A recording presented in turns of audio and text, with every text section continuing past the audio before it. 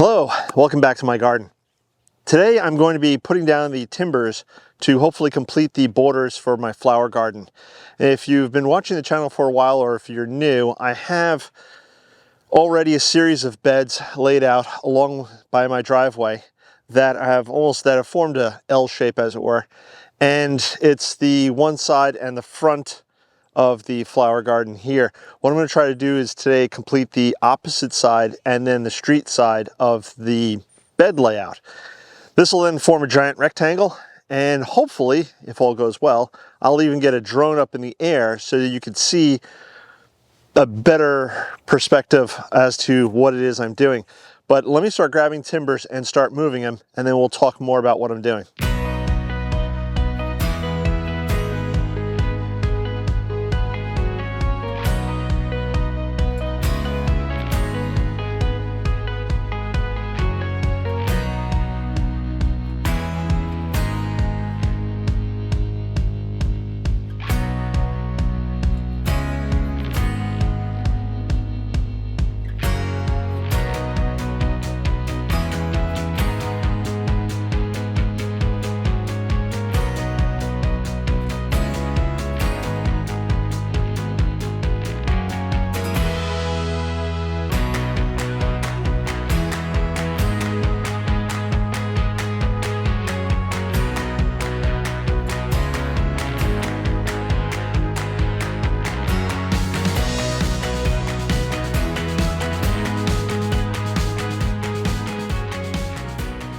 Okay, so hopefully, as you can see behind me, I've got the rough gist and the outline put down.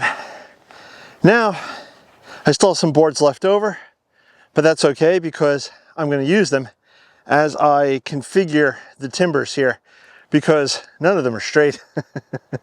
And I have to, well, what I want to do is obviously, or maybe it's not obvious, but I want to make this space as square as possible. And to do that, I'm going to use my trusty tape measure. And by tape measure, I mean this doohickey. This is 100 feet long, and I know the flower garden is approximately 90 feet long. So I'm just going to use this to help me with the longer spans and the distances across. Now, we're supposed to be about 60 feet across. I will confirm that with the already established timbers.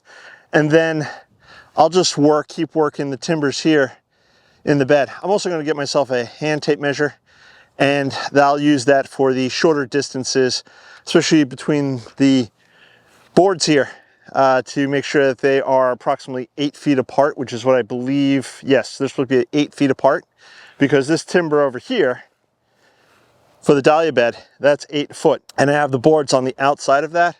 Same thing on the other side. So I'm just going to start working that now and getting everything sort of tightened up a bit. If I need more boards, I have, I think, 4 or 5 more left over, so I can bring those timbers over. I can drop them where needed. That's the gist of it. Let me start getting that done so it starts pulling together and you can really get a good idea as to what the space looks like. And to measure all this out, I'm going to use, like I said, this long tape measure and a screwdriver. The screwdriver I just use as a stake to stick in the ground, hold the tape measure in place as I'm measuring all this out. But before I get to measuring, did you know I have a newsletter now? Oh yeah. If you go over to growinggreenfinger.com, scroll down towards the bottom, you'll see newsletter. Just put in your email address. I don't want your personal information. I don't want your phone numbers or your first names. Just your email address, because what I'll do is at the end of every month, I'll send out a newsletter. And it'll just be a recap of things that have gone in the month, maybe some of my inner dialogue, the recapping some of the things that went on, how I feel about certain projects. Yeah, good stuff like that. One newsletter once a month, just as a roundup, a monthly recap. So if you go over to growinggreenfinger.com again, scroll the way down to the bottom, you can go ahead and subscribe to that, sign up for that. We'll get to measuring.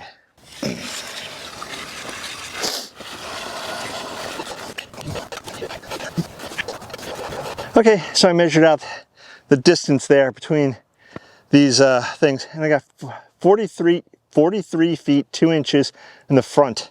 And if I go from this point here down at the ground all the way across the other side, I've now made it 43 feet 2 inches. It was already at 43 feet, so we were pretty close. So I just had to do that little bit of shimming. I'm gonna have to continue to fiddle with this, but we're getting there, and that's what it is. It's just a matter of tweaking it and fiddling with it. Now, each of these timbers is supposed to be 8 feet. These are not precision cut pieces. If the borders are going to be off, they're just going to be off by a little bit. As long as it looks generally like a rectangle with straight lines in the end, that's all that's important. I can cover up the mistakes with plants. So now I measured my 43 feet 2 inches as I did on this board to this board. So now I know this board is 43 feet 2 inches to the other side. And now all of this back here, I'm going to base off of that. It's not going to be exact, but it's going to get me close. And that's the important thing, is to get close. So then I will continue from that point on to continue measuring and massaging and measuring and massaging. And those few extra boards I had left over, I'll probably wind up using once I start getting all of this tightened up.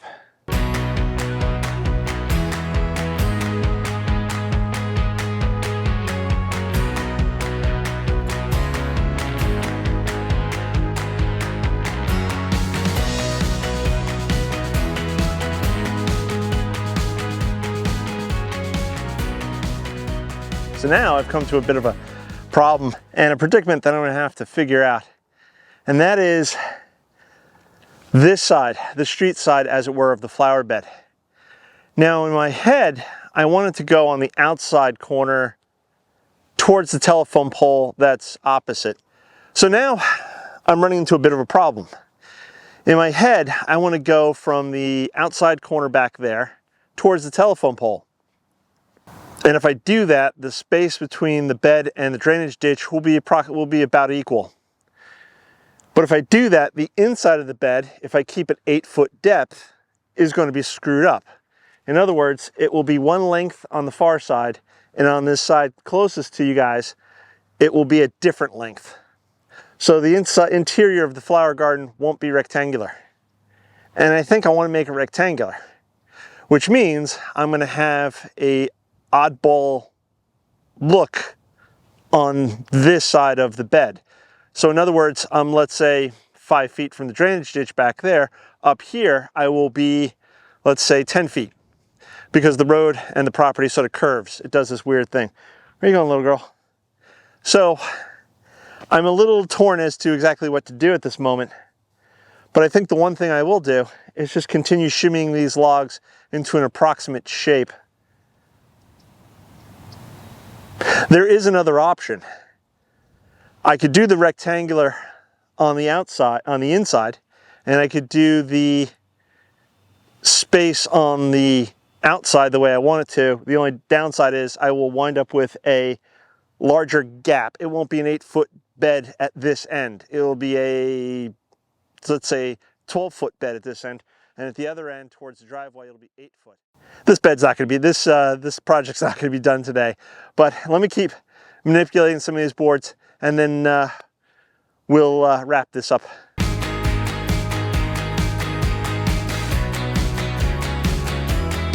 Here I am standing at the entrance to the flower garden. You guys are standing on the driveway there.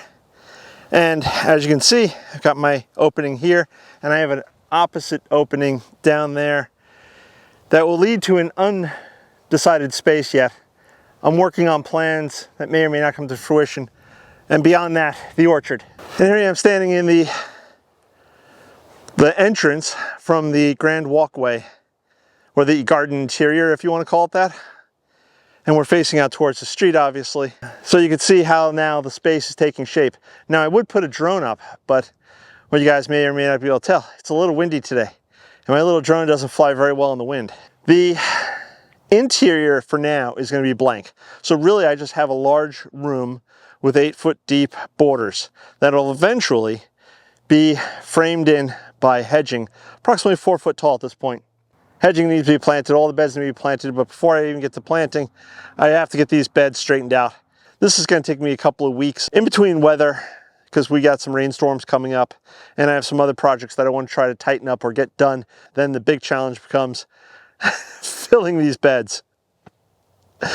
So I'm actually toying with the idea of using some locally made compost, and I don't know if they'll have any ready in February, but if they do, and I can enlist the help of either one of my friends, families, neighbors, or anyone else who lives local who watches this channel, maybe we can take a day and get a couple of truckloads of compost to start or to fill these beds. So if you haven't subscribed, please subscribe, click that bell icon to be notified when I do post a new video. This way you can follow along with my antics, see how these flower beds turn out. If I get everything filled up by springtime, I have a ton of plants that I'm going to plant, a bunch of new flowers. What I really have to do is get a palm tree, maybe right about over there, get a palm tree planted this year. Who knows? But if you subscribe and click that bell icon to be notified when I do post a new video, you can follow along with my antics and with Sophie's antics. I don't know if you've noticed, she was running around quite a bit today in the background. If you haven't checked out my Etsy store, please go check out my Etsy store. It's a great way to support the channel. Also my Teespring store, so you can get a sweatshirt like this, Eat, Sleep, Garden, Repeat, because isn't that what old gardeners like to do? And don't forget about that YouTube community page. I'm often posting up some sort of rambling or thought or poll or behind the scenes photo, that kind of thing. That's going to do it for today. I'm going to catch you guys on the next one. Bye-bye.